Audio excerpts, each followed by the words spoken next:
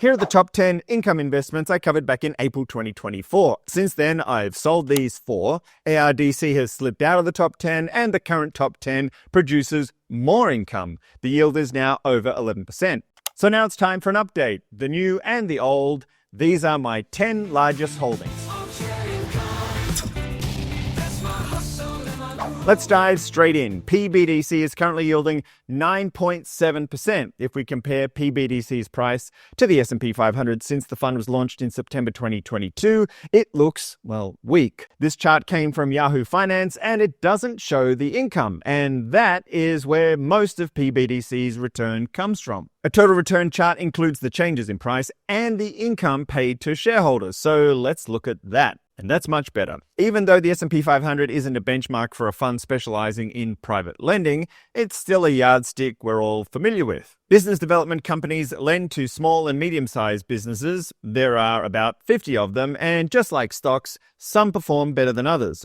Putnam's PBDC fund currently invests in 22 of them. The fund is heavily weighted towards the top 10 holdings, which make up 74% of the portfolio. You can view those 10 by clicking Holdings on Seeking Alpha. I do have some favorite BDCs. I've reviewed 4 of these on this channel, but realistically, nobody's going to research all 50 of them, so I outsource a big chunk of my BDC investments to PBDC. How much does it cost to do that? Well, the expense ratio looks actually a little crazy, almost 14%. So ignore that. It's an SEC rule that applies to BDC funds and counts internal expenses from the holdings as fees. I'll include a link to a full explanation in the description. The one to pay attention to, the actual management fee for PBDC is 0.75%.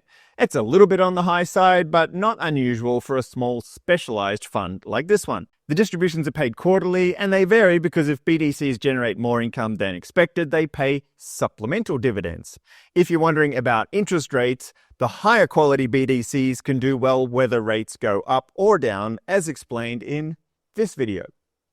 By the way, if you're new to the channel, I retired in 2017, and that's when I got serious about researching my investments in greater depth, and this channel is where I share what I learned. I mostly focus on stocks and funds paying consistent yields of 8 to 12%. JEPQ is currently yielding 9.5%. The holdings are loosely based on the Nasdaq 100, and it generates most of its income from selling out-of-the-money call options on that index. This isn't a new strategy. QYLD has been doing covered calls for more than 10 years, and it has over $8 billion under management, and it also pays a higher yield. However, JEPQ's active management has been far more successful than QYLD's passive approach.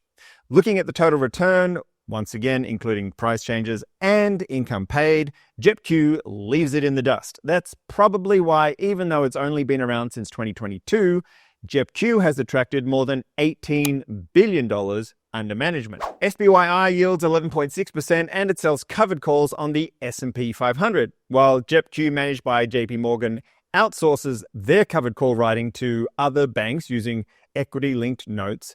NEOS manages their own options, and there are plenty of interviews with Garrett where we go into great detail about exactly how they do that. The key differentiator for this fund is that it's managed to be tax efficient. More than half its distributions enjoy a tax treatment of return of capital, which isn't taxed until you sell. And even then, it's taxed as capital gains, not ordinary income. Return of capital can be good or bad, and this one is good, as explained in this interview with co-founder Garrett.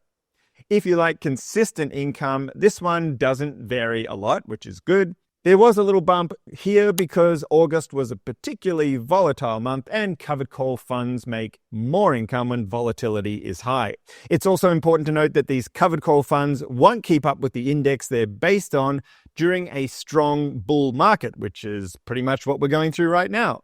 For example, we can look back at SPYI and see that when it launched in 2022, the market was doing, well, terribly, and it kept up with the S&P 500. And then in 2023, the market improved and SPYI continued to keep up with the S&P 500.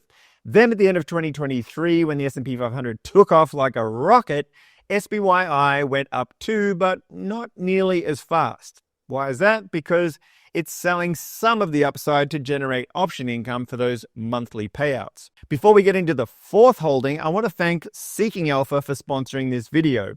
Now, you won't have to fast forward past an ad read because there isn't one. They didn't send me a script. They didn't even send me any bullet points. Their only request was to share how I use their platform, which I do in most videos anyway. Number 4 is QQQI, which yields a lofty 14.3%. It was launched in January 2024, so it's fairly new, but the strategy is exactly the same as SPYI. The only difference is that QQQI is based on the Nasdaq 100 instead of the S&P 500. The yield is higher because the Nasdaq 100 is more volatile, and as I mentioned before, the higher the volatility, the more income for covered call funds.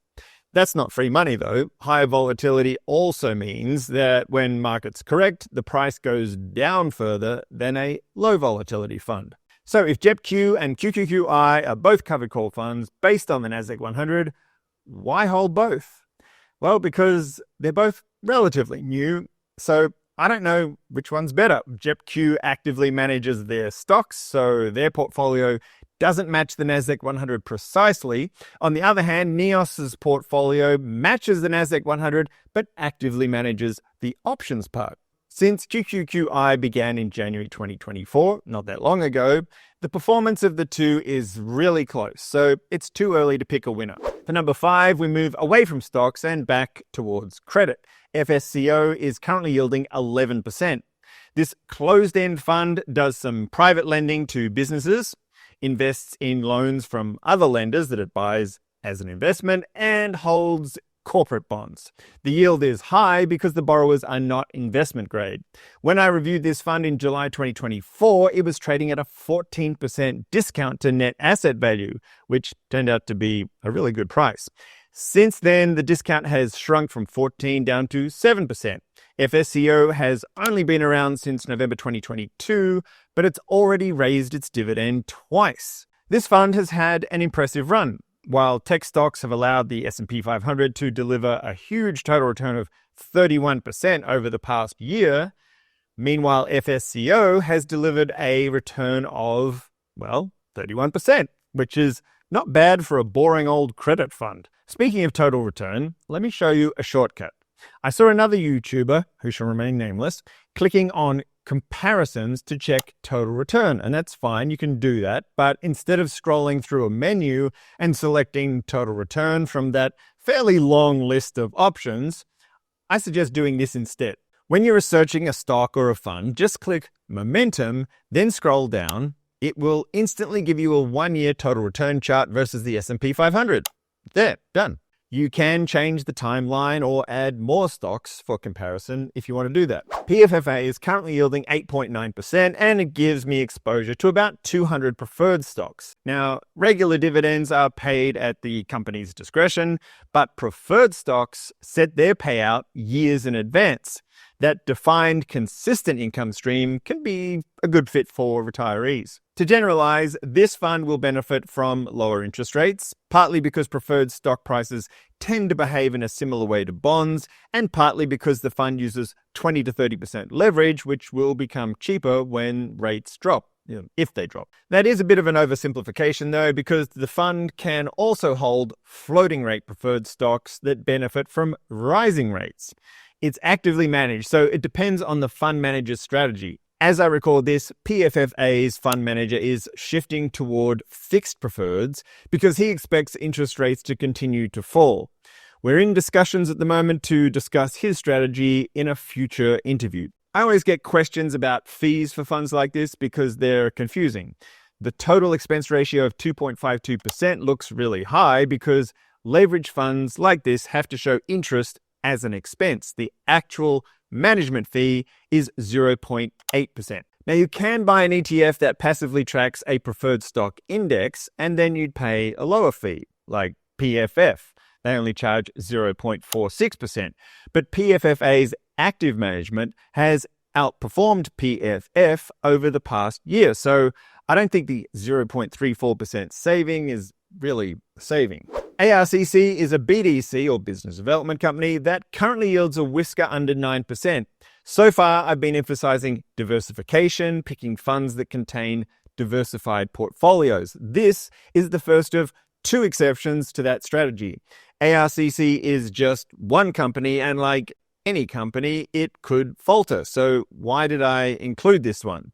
Well, first of all, it's not just any BDC. It's the largest BDC by far, as you can see from this Raymond James report ranking them by size. Secondly, ARCC has a consistent payout history going back almost 20 years. And last of all, it's trading currently at 1.09 times NAV, which is less expensive than BDCs like Main Street Capital and Hercules Capital, both of which are trading at much higher premiums. So ARCC isn't a high flyer like Main Street Capital has been this past year, but this giant BDC has been a steady performer over the long term. If we go back 10 years, well, their total return is actually quite close to Main Street Capital. WDI is yielding 12.2%, and this is another closed-end credit fund. Unlike the other credit fund I mentioned earlier, FSCO, this one doesn't do private lending. It holds more of a mixed bag of credit weighted towards corporate bonds, collateralized loan obligations, and bank loans. I took this portfolio breakdown from an analysis written by Gaming Dividend on Seeking Alpha. They wrote an excellent overview of the fund, and I'll include a link to the article in the description. If you're watching this before December 5th, 2024, there's a Black Friday sale running on Seeking Alpha's premium membership, which is the one that I use. Link in the description for a discount and a free trial. If we take a look at WDI's monthly distributions, the chart looks great. Art lovers appreciate paintings by the masters, and income investors appreciate a distribution chart that slopes upward. It's beautiful. As I record this, WDI is trading at a 5% discount to NAV. It's weighted towards floating rate credit, and it looks like the price corrected around the time that the Fed started cutting rates. I don't know if that's a coincidence. Next up is the second of two individual stocks in this top 10, Starwood Property Trust, ticker STWD. It's currently yielding 9.9%. This one is a mortgage REIT, and I generally try to avoid these because they're risky. But STWD has a long-term record of success, and I like the CEO, Barry Sternlicht.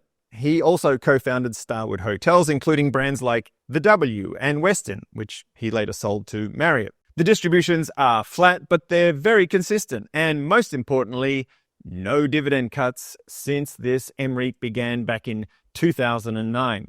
Now, this one has underperformed my portfolio. The past year has been, well, flat to slightly down. I've been buying it on dips occasionally. I don't really expect much performance from this one. I just like the consistent income. Having said that, I would rather have a fund than an individual mortgage REIT that's this high up on the list of 37. So at some point, I'll probably trim this one back slightly so that it ranks outside of the top 10. Last but not least is SVOL, which is currently yielding a whopping 16.5%. SVOL is quite different from the other 9 that I just covered. The core strategy makes money when the market is calm and, well, loses money when the market is panicking. It does this by trading futures contracts on the VIX Volatility Index.